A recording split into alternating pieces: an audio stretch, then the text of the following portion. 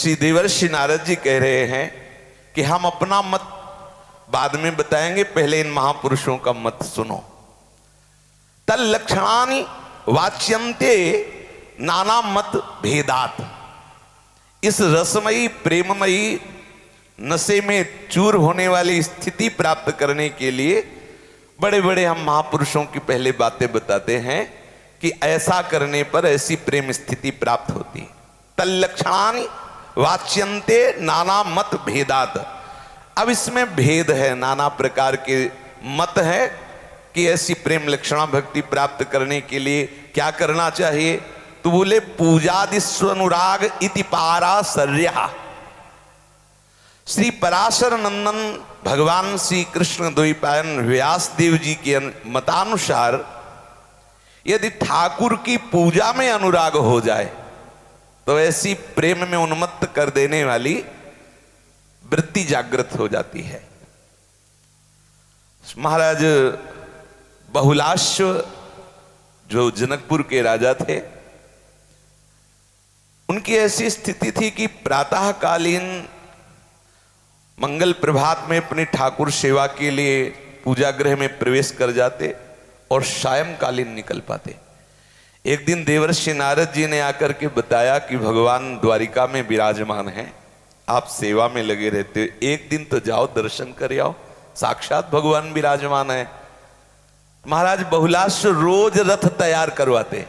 ये देखो पूजा में अनुराग, रोज रथ तैयार करवाते कि बस सेवा में गया वो अभी, और जहां सेवा में गए तो इतना तल्लीन हो जाते श्रृंगार में ठाकुर जी की पत्रावली रचना करते, ठाकुर जी को सुंदर पुष्पों की माला गूंथ कर पहराते, नाना प्रकार की जो सेवा पद्धति है उससे ठाकुर जी को रिझाते फिर संध्या काल हो जाता। फिर सारथी को कहते आज नहीं जा पाए, कल प्रातःकालीन रथ सजाना। ऐसे ही बराबर समय व्यतीत होता गया तो स्वयं ठाकुर जी बड़े बड़े महापुरुषों को साथ लेकर के आए। श्रीमद् भागवत में प्रसंग आता है, स्वयं ठाकुर जी आए और घर आकर के दर्शन दिए और उनकी सेवा स्वीकार की। सेवा से बहुत जल्दी ठाकुर जी जीते हैं। पराशर नंदन भगवान व्यास देव जी का मत है कि अगर प्रेम में चूर होना चाहते हो तो ठाकुर सेवा विराजमान करो और ठाकुर सेवा भावपूर्वक करो तो तुम्हारे हृदय में ठाकुर से आसक्ति हो जाएगी। श्री विष्णु रचनम ये तु प्रकुर्वन्ति नराभुवि ते यान्ति शाश्वतम विष्णुरानंदम परमम पदम। जो लोग श्री हरि की पूजा करते रहते हैं वे सनातन आनंदमय परम पद को प्राप्त होते हैं, ऐसा शास्त्र कहता है। इसलिए सबको ठाकुर सेवा करनी चाहिए। देखो, हमें उन लोगों की बातें नहीं सुननी जो हमारे मार्ग के विरुद्ध बातें करते हैं। कुछ ऐसे महानुभाव हैं जो मूर्ति पूजा का खंडन करते हैं, साकार ठाकुर सेवा की उपहास वृत्ति से अवहेलना करते हैं। वो अज्ञानी ही है, चाहे जितना ज्ञान बघारे। सच्चा ज्ञान यह है कि जब कण कण में भगवान है तो उस मूर्ति में भगवान नहीं। जब सर्वम खलमिदम ब्रह्म ये ज्ञान का चरम लक्ष्य है तो मूर्ति में ब्रह्म नहीं है क्या? तो अगर मूर्ति पूजा की अवहेलना करते तो अधूरा ही तो ज्ञान रहा ना। सर्वत्र जब सर्वव्यापी परम तत्व है तो अपनी आत्मा में हम उस परम तत्व की भावना करते हैं, हम जल में भावना करते हैं, हम पृथ्वी में भावना करते हैं, हम चराचर जीव में उसकी भावना करते हैं, क्योंकि वही है। तो अगर कोई मूर्ति विराजमान करके पूजा करता है और कोई अपने ज्ञानाभिमान से उसका खंडन करता है कि अज्ञानी है, देखो ये मूर्ति पूजक है। प्रायः कुछ ऐसे ज्ञान मार्ग के अधूरे ज्ञानी होते हैं जो ऐसी अवहेलनात्मक वृत्ति करते हैं। श्री देवर्षि नारद जी कह रहे हैं कि कथा दिस्विति गर्गा। श्री गर्गाचार्य के मत से यदि भगवान की कथा सुनी जाए तो ऐसा उन्मत्त बना देने वाला प्रेम प्रकट हो जाए। देवर्षि नारद जी ने पहला मत दिया भगवान श्री कृष्ण द्वैपायन व्यास देव जी का कि यदि ठाकुर की आठों पहर पूजा की जाए तो प्रेम में उन्मत्त बना देने वाली भक्ति जागृत हो जाए। दूसरा कहा कि हम श्री गर्गाचार्य जी के मत को कहते हैं। गर्गाचार्य जी कह रहे हैं कि यदि भगवान की कथा सुनी जाए, कथा सुनने का व्यसन हो जाए, खूब भगवत चर्चा सुनी जाए तो प्रेम जागृत हो जाए। बिल्कुल परम सिद्ध बात है। तब कथामृतम तप्त जीवन, परमामृत की प्राप्ति कराने वाली भगवत चर्चा है। निश्चित श्रीमद् भागवत में श्री भगवान ने स्वयं अपने श्रीमुख से कहा कि जो मेरी कथाएं समस्त लोगों को पावन करने वाली है, अपनी श्रवणेंद्रिय से सुनता रहता है, उसका हृदय बहुत जल्दी पवित्र हो जाता है। भगवत चर्चा सुनने से बहुत शीघ्र हृदय पवित्र हो जाता है। श्री गर्गाचार्य जी कह रहे हैं यदि भगवत कथा सुनी जाए तो प्रेम में उन्मत्तता आ जाए। स्वयं भगवान श्री कृष्ण कह रहे हैं श्रद्धालुर में कथा श्रवण सुभद्रा लोक पावनी, लोगों को पावन करने वाली जो हमारी कथाएं हैं, यदि श्रवणेन्द्रिय के द्वारा खूब सुना जाए, खूब पान किया जाए तो हृदय का मोहमल ममतामल नष्ट हो जाता है और उसके हृदय में प्रेम का प्रादुर्भाव हो जाता है। हम जिसकी बहुत बातें सुनते हैं ना, उससे आसक्ति हो जाती है। श्रद्धा के साथ सबको सुनना चाहिए।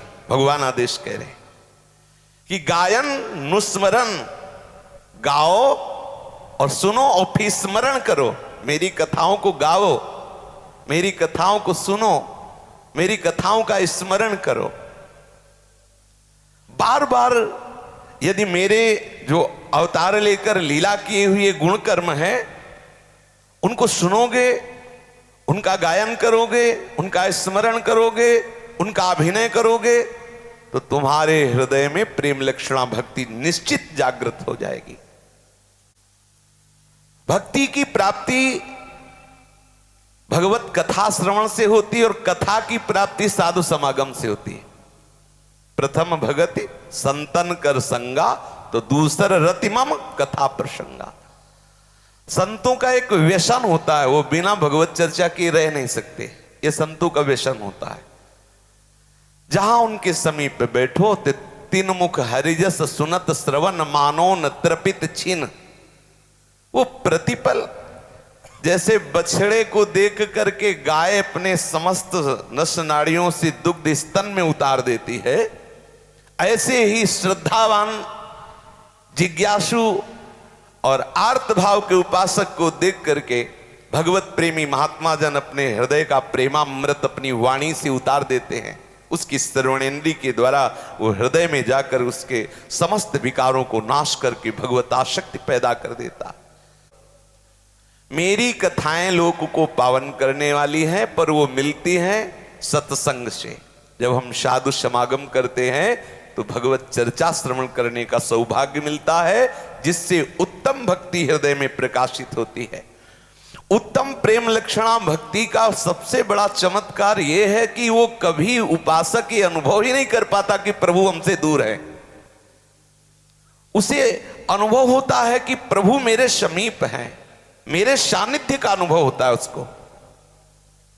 इस प्रकार जब उसका अंतःकरण शुद्ध हो करके संतों के द्वारा उपदिष्ट उपासना पद्धति से मेरी उपासना करता है तो मेरे परम पद को प्राप्त हो जाता है। श्री देवर्षि नारद जी कह रहे कि श्री गर्गाचार्य जी कह रहे हैं कि ऐसी भगवान की रसमयी जो कथाएं सुनते रहते हैं, भगवान की बड़ी दिव्य महिमामयी कथाएं हैं। अगर हम नित्य कथा सुने तो खुद अनुभव करेंगे, एक उत्साह जागृत हो जाएगा भगवत प्राप्ति। हम सबसे प्रार्थना करते हैं अगर आपकी कथा सुनने में प्रगट में श्रद्धा न बैठ पावे तो शास्त्र स्वाध्याय जरूर करना। यदि शास्त्र स्वाध्याय और कथा श्रवण नहीं होगा अर्थात सत्संग नहीं होगा तो भगवत प्राप्ति की व्याकुलता नहीं हो सकती, पक्की बात है। वो साधन ऐसे होता रहेगा बुझा बुझा सा, लेकिन एक नवीन चटपटी, एक नवीन उत्साह, एक मुमुक्षता ये सत्संग से जागृत होती है, शास्त्र स्वाध्याय से जागृत होती है। पर शास्त्र स्वाध्याय बहुत विवेकवान साधक लाभ ले सकता है और सत्संग में अज्ञानी से अज्ञानी लाभ ले सकता है, क्योंकि सत्संग में महापुरुष जन अनुभूत वचनों को जब बोलते हैं वो सीधे जाकर हृदय में प्रकाश करता है, सीधे मोह का नाश करता है। प्रभु की दिव्य लीलाएं प्रभु की महिमा, प्रभु के गुण, प्रभु के नाम कीर्तन में यदि हम अपना श्रवणेंद्री लगा दें, अपना मन लगा दें, तो निसंदेह प्रेम लक्षणा भक्ति की प्राप्ति हो जाएगी। संसार में अधिकांश मनुष्य तो ऐसे हैं जिनको न भगवान से मतलब न भगवान की कथा से मतलब है। दिन रात तो जहां बैठेंगे विषय की चर्चा करते रहेंगे, उनको लाभ दिखाई देता है विषय भोग।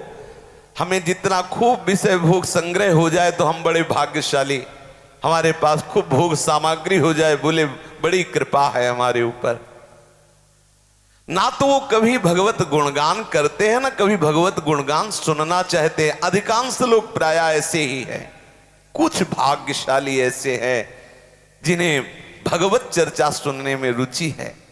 उनमें से कुछ महाभाग्यशाली ऐसे हैं जो भगवत चर्चा सुने बिना रह नहीं सकते।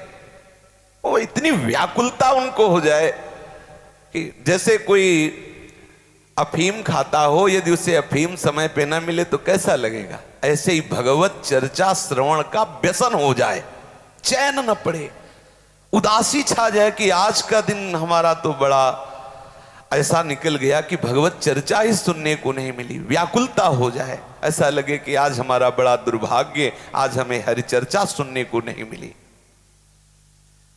जिन मनुष्यों को भगवत गुणानुवाद सुनने और कहने में रुचि हो गई, निश्चित निश्चित उसके हृदय में प्रेम लक्षणा भक्ति जागृत हो जाएगी। देवर्षि नारद जी स्वयं महर्षि वेदव्यास जी को उपदेश किया। बड़े बड़े ब्रह्मों चिंतन में निमग्नो शास्त्रवेत्ता महापुरुषों ने निरूपण किया है कि भगवत लीला श्रवण सबसे बड़ा तप है। आप भगवत चर्चा सुन रहे हैं रोज नियम से, ये बहुत बड़ी तपस्या हो रही है। आप भगवत चर्चा सुन रहे हैं, अब आपको अलग से वेदों की ऋचाएं, वेदों के जो सूत्र हैं वो गान करने की जरूरत नहीं है। वेदों का सार भाग सत्संग में आपकी श्रवणेंद्री के द्वारा हृदय में जाएगा। आप केवल उसका मनन करके अपने आचरण में उतारें। आप सत्संग सुन रहे हैं, आप वेदों का स्वाध्याय कर रहे हैं। आप सत्संग सुन रहे हैं, आप बहुत बड़ी यज्ञ कर रहे हैं। आप सत्संग सुन रहे हैं, बहुत बड़े मंत्र का अनुष्ठान हो रहा है। आप सत्संग सुन रहे हैं, आप विशुद्ध ज्ञान का अनुभव करेंगे। आप सत्संग सुन रहे हैं, आप बहुत बड़ा अविनाशी फल प्राप्त करेंगे। जो सत्संग है, जो भगवत चर्चा है, ये सबसे बड़ा तप है, सबसे बड़ा दान है, सबसे बड़ा मंत्र है, सबसे बड़ा यज्ञ है, सबसे बड़ा ज्ञान है भगवत चर्चा। इसी को श्रवण करें, इसी का गान करें, इसी का स्मरण करें, इसी में रमण करें। दृढ़ नौका है भगवान की चर्चा, श्री हरि की चर्चा, प्रियालाल की चर्चा दृढ़ नौका है। इस दृढ़ नौका पे बैठ जाओ और हरि स्वयं खेवैया है, गुरुदेव स्वयं खेवैया है। ऐसे सुखपूर्वक भवसागर से तर जाओगे। जो इस संसार समुद्र से पार होना चाहे, समस्त संशयों से निवृत्त होना चाहे, उसे भगवत कथा गायन, भगवत कथा श्रवण और भगवत कथा का स्मरण करने का अभ्यास करना चाहिए। ये श्री गर्गाचार्य जी का मत है कि भगवत चर्चा सुनी जाए तो बहुत शीघ्र हमारे हृदय में प्रेम लक्षणा भक्ति का प्रादुर्भाव हो जाए। आत्मरत्य विरोधेनेति सांडिल्य। देवर्षि नारद जी कह रहे हैं, अब हम आपको सांडिल्य ऋषि के मत में प्रेम लक्षणा भक्ति कैसे प्राप्त होती है। तो सांडिल्य ऋषि का मत है कि आत्मरति के अविरोधी विषय में अनुराग हो जाए तो प्रेम लक्षणा भक्ति प्रकट हो जाए। अर्थात जितनी देह रति की वृत्तियां, उन सबका त्याग कर दिया जाए, ये आत्मरति के अनुकूल बात है, तो आपके हृदय में प्रेम लक्षणा भक्ति जागृत हो जाएगी। अविच्छिन्न स्वरूप से शुद्ध आत्म स्वरूप में रत रहना ही आत्मरति है। इस आत्मरति में नित्य स्थित रहने को अव्यक्तोपासक महानुभाव भक्ति कहते हैं। भगवान शंकराचार्य जी भी कह रहे हैं कि मोक्ष कारण सामग्र्याम भक्तिरेव गरीयसी स्वस्वरूपानुसंधानम भक्तिरित्यभिधीयते। आत्मस्वरूप से प्रत्येक प्राणी अपने प्रभु का अनुभव करेगा। ये जो हमारा आत्मस्वरूप है, आत्मा है, सेवक जी अनुभव कर रहे हैं। आत्मा हरिवंश प्रगट परमानंद श्री हरिवंश प्रमाण मनम। ये जो लोग कहते हैं कि ज्ञान की जरूरत नहीं है, वैराग्य की जरूरत नहीं, देखो ज्ञान और वैराग्य के प्रभाव से भक्ति का जो जागरण हुआ, जो गाढ़ भाव भक्ति का, उसे प्रेम लक्षणा भक्ति कहते हैं। अब जब प्रेम में पहुंच गया तो वैराग्य की जरूरत नहीं, लेकिन वहां तक पहुंचने के लिए वैराग्य की और ज्ञान की दोनों की जरूरत है। जगते भयो फिरे वैरागी, श्री वृंदावन रस में अनुरागी। ये बाहरी बातें बिल्कुल नहीं माननी चाहिए। शरीर आसक्त है, विषय भोगों में रुचि रखते हैं, संसार के मान सम्मान आदि द्वंद्वों में फंसे हुए हैं और बात बहुत ऊंचाई की करते हैं, अवहेलना शास्त्र सिद्धांत की कर देते हैं प्रेम की आड़ में। प्रेम की बात मुख बरनत रस रीति, प्रीति चित्त नहीं आवई, ठीक बात नहीं बनी। हरिवंश महाप्रभु एक पद के आखिरी 2 लाइन में पूरा सिद्धांत वर्णन कर दिया। जय सिहित हरिवंश प्रपंच बंच सब, बोले काल ब्याल को खायो, यह जिये जान श्याम श्यामा पद कमल संगी सिरनायो। ये जितना प्रपंच है ये सब काल ग्रसित है, सबका त्याग कर दो। घोर वैराग्य। ये काल ग्रसित है, मिथ्या है, मोह के कारण अच्छा लगता है। जैसे हरिवंश प्रपंच विषय रस मोह के, ये ज्ञान नहीं तो और क्या है। ऐसा ज्ञान होना चाहिए कि प्रियालाल के चरणारविंद की रति के लिए समस्त ये स्वाप्निक जगत से वैराग्य धारण करके एकमात्र अपने प्रीतम की लीला कथा श्रवण में, लीला कथा गायन में, लीला कथा चिंतन में, नाम जप में, नाम कीर्तन में, उनकी चरण सेवा में निरंतर मगन रहें। शरीर का चिंतन करना ही सबसे बड़ा अज्ञान, अशांति, क्लेश और बंधन का कारण है। अब आप देख लीजिए, उपासक है, कितनी देर प्रभु का चिंतन करते हो, कितनी देर शरीर का चिंतन। सारी साधना का एक ही लक्ष्य है, शरीर शुद्धि मिटा देना, पाचे भूले देह शुद्धि। चाहे जिस मार्ग के पथिक हो, चाहे ज्ञान मार्ग के पथिक हो, भक्ति मार्ग के, निकुंज मार्ग, किसी मार्ग के, इस असत शरीर के चिंतन से आपको बचाना होगा अपनी वृत्ति, और प्रियालाल के आत्मस्वरूप प्रियालाल के चिंतन में लगना होगा।